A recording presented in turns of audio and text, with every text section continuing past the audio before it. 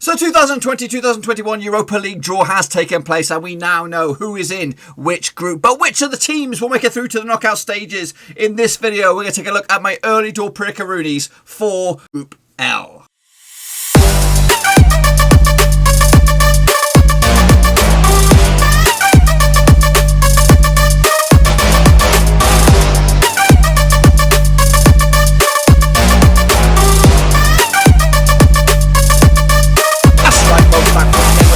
Show today, we'll take a look at the early door predictions coming at you at the Europa League, and we'll get to that in just 1 second. If you're new to the channel, smash your subscribe button to keep you bang up to date with all things Blackburn Rovers related, Europa League related, world football related. We're going to all hear under one Roski. That's right. In these next few videos, over the next few days, we'll take a look at each and every one of the groups at the 2020-2021 Europa League. But before, again, we jump into the deep end, a big shout out to the Patreon gang. That's right. You know who you are. The VIP exclusive gang. And recently, we've just got ourselves up to 19 patrons. So a big shout out to Michael Cotton, who did join the gang just the other day. And also a big shout out to the Mexican Sniper. You know who you are. The VIP exclusive gang. He did up his pledge quite recently. So a big shout out to him. And of course, the fantastic brothers from another mother out in the old Patreon gang. So do appreciate the support that you do. And if anyone else is out there that wants to join the VIP gang, get in stock in the old description down below. There is a link, patreon.com/roverseas. And everything else is down there. My Twitter, my Facebook, and of course, details for the Patreon. But anyway, we're going to jump into the deep end now. So then let's get into a Group L. Of course, the final group out in the Europa League. Here we go. Here are the clubs that make it up.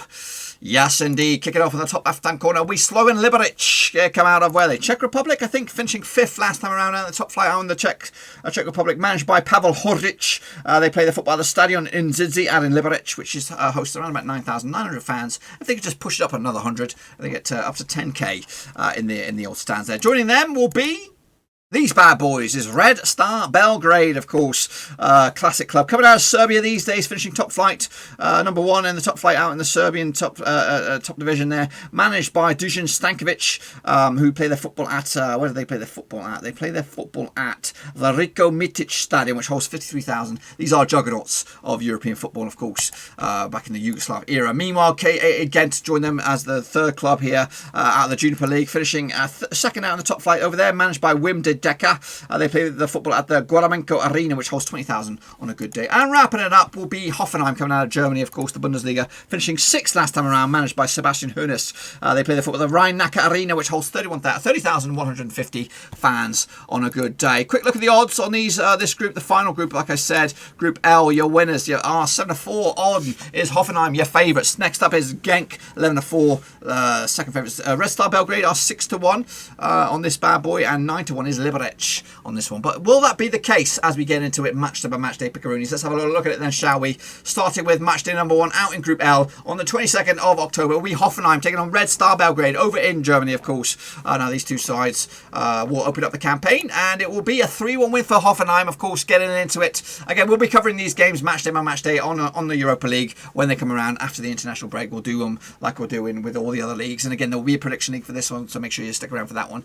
So an opening day win for Hoffenheim in Group L to get themselves a nice start to try and get into life, into the knockout stages. Meanwhile, joining them, Slovan Liberec will take on KAA Gent, and it'll be an opening day win for Gent over against the Czech side, Slovan Liberec. Good win for them as well, convincing strong win and keeping a clean sheet to boot. So far so good. In fact, the two victories of match day number 1 will lock horns in match day number 2. It will be Gent hosting Hoffenheim on the 29th of October as match day number 2 and in Group L, and it will be an edgy victory. I'm going to give it to Gent with a 3-2 win over Hoffenheim. Hoffenheim can be a bit hot and cold, you know, you just don't know what you get with them. So again, back-to-back wins for Gent, 100% record so far. A bit of a slipped-up opportunity there for Hoffenheim. Meanwhile, Red Star Belgrade will host Slovan Liberec at home on the 29th of October in match number 2. And again, they'll get themselves back into the discussion as well with a 2-0 win at home. Win your homes, get something away, and you're in the discussion so far. Meanwhile, into match number 3 we go. It's the 5th of November. Hoffenheim, of course, won their first home game, taking on Slovan Liberec this time, back over in Germany, and it'll be a 3-1 win to make it back-to-back home wins for them. Of course, bounce-back ability against KAA Gent to get themselves right back into the discussion, not only to qualify, but also to maybe coming out on group winners. Meanwhile, big game here for Red Star Belgrade over an unbeaten, perfect record so far, which is KAA Gent. I do expect Belgrade to be competitive in this one, and again, to get themselves in the discussion, that's right. And as it stands, heading into the hump, I think 3 clubs have got 6 points out of 9. Of course, Slovan Liberec looking like they're already out at this stage. As we go into match day number 4, over the hump we go. It is match day number 4, 26th of November. Slovan Liberec taking on Hoffenheim.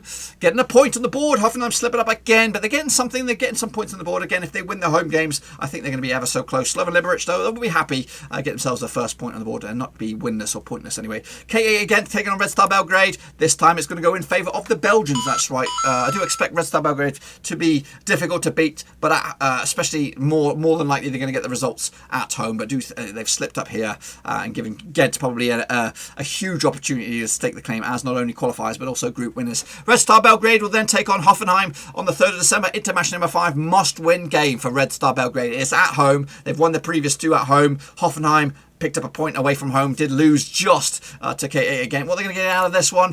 I think it's going to be a draw, which is probably not going to favour Red Star Belgrade. I think they might be at the disposal of a knockout here, knockout blow that. Hoffenheim, though, making it back-to-back points away from home.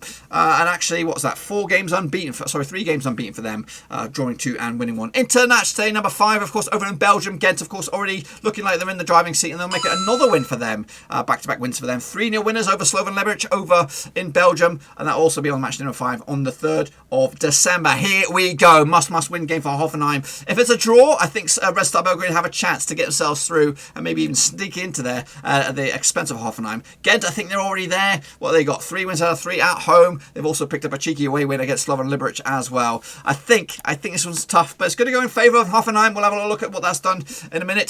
3-1 winners for the Germans. They'll go through. It looks like Gent also probably going to go through as well. And wrapping it up, Slovan Liberec taking on Red Star Belgrade. It's going to also be a draw, which will be back-to-back home points for Slovan Liberec, but unfortunately not good enough for them. Quick look at what's going to go on out in the bookies odds for these bad boys. Hoffenheim are actually in the top end of the favourites for the trophy, 33-1 to be victorious on this one. What else have we got on the teams that are in this one? We have KAA Gent. Where are they on the old grand scheme of things? They're actually 225-1 to be victorious on this one. Red Star Belgrade. Do we have any odds on Red Star Belgrade?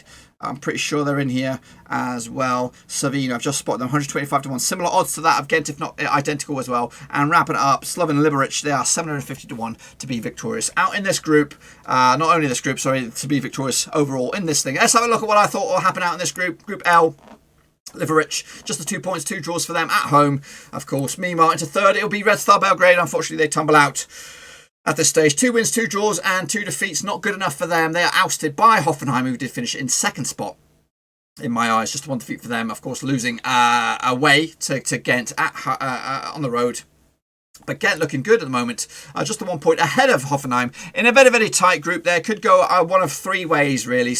Red Star Belgrade could get the better of them as they head into the knockout stages. But that's what I think will happen. Gent and Hoffenheim are through. What about you guys? Make sure you get your predictions in nice and early. Of course, we'll have a look at them as we edge closer to the knockouts themselves. So that's it, my friends. That's what I expect to happen out in the Europa League in this group. Do you agree or disagree? Please sure to get your own predictions right in the comment section down below. We'll take a little look at them, of course, once the qualifying campaign comes to a halt. We'll revisit all of these. We'll take a look at what you thought, take a look at what I thought, see who came out on top. Of course, be sure to give the video some love, smash that thumbs up, and of course smash your subscribe as well if you are new to the channel. Bang the old little bell as well, as we try to keep up to date with all things Europa League related, boys and girls. We're going to cover it extensively, of course, match day predictions when they come around, and also be sure to check out the old description links to my other social media platforms are in there, Twitter, Facebook, and of course Patreon if you want to support the channel in another way. That's the place to do it. There's also a link down on the bottom of the screen there. Till then though, be sure to give the video some love in. Stay safe out there. Looking forward to the Europa League. Hopefully you guys are too. Until then though, play safe. See you soon. Until then,